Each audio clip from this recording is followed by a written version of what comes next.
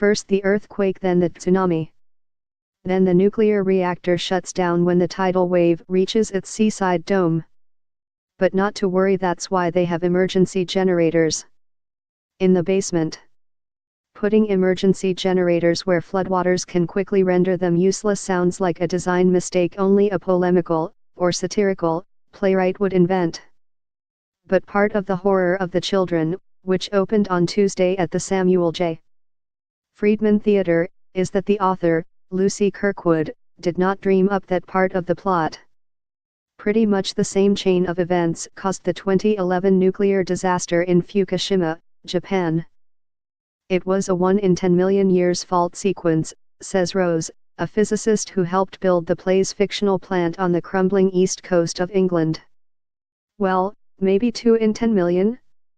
And yet one of the astonishments of The Children, which comes to the Manhattan Theatre Club intact from a run at the Royal Court Theatre in London last winter, is that even though it is completely successful as an eco-thriller, bristling with chills and suspense and foreboding sound effects, denuclearization is not its subject.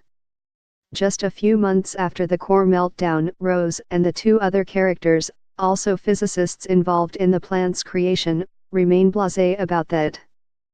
They assume that such facilities, albeit better designed, will have to be part of the world's energy mix for a long time to come. No, the fault sequence Ms. Kirkwood wants to explore is a great deal larger and, given human nature, more intractable. But that only dawns on us slowly. First we meet Rose, standing in the kitchen of a ramshackle seaside cottage and ignoring a prodigious nosebleed. She has arrived uninvited to visit Hazel and her husband, Robin, the other 2 physicists, now retired.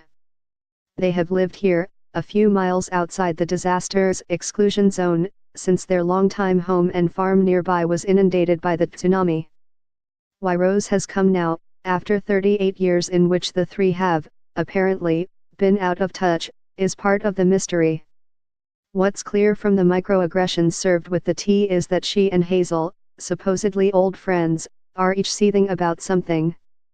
Hazel, Deborah Findlay, expresses her chirpy fury in a kind of militant healthfulness. She boasts about eating sensibly and keeping fit through yoga while repeating with bizarre emphasis a self-help nostrum that sounds more like a threat: if you're not going to grow, don't live. But Rose, Francesca Annis, has discarded what pretensions toward graceful aging her 6.5 decades have not already stolen. She even smokes, as if in sympathy with the still unsecured reactor. Mischievous and sly, she speaks in dramatic colloquies, partly because she is biding her time before springing a trap.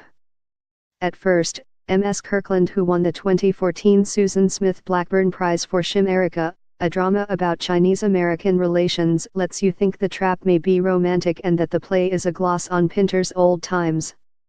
Rose, we notice, is more familiar with the cottage than a total stranger to it would be, and the embers of an old triangle, with hearty, glad-handing Robin, Ron Cook, at the apex, are stirred.